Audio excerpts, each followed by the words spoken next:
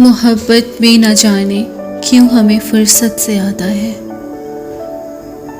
ہمارا کام تھوڑا ہے مگر مہلت سے آتا ہے۔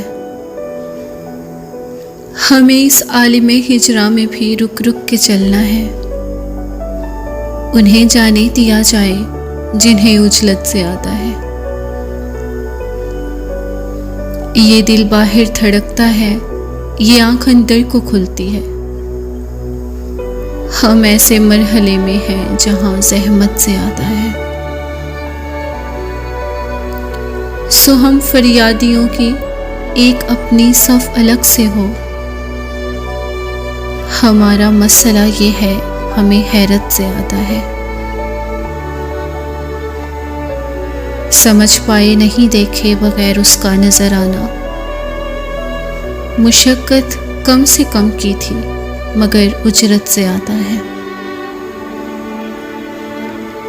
تماشا گاہ چاروں سمت سے پرشور ہے لیکن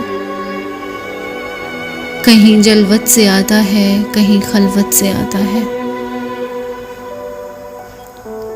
تجھے ہلکا بہلکا کھینچتے پھرتے ہیں دنیا میں، سویا زنجیر پا یوں بھی تیری شہرت سے آتا ہے۔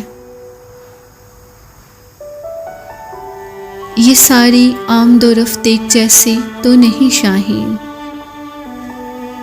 کہ دنیا میں سفر کم کم ہے اور ہجرت سے آتا ہے۔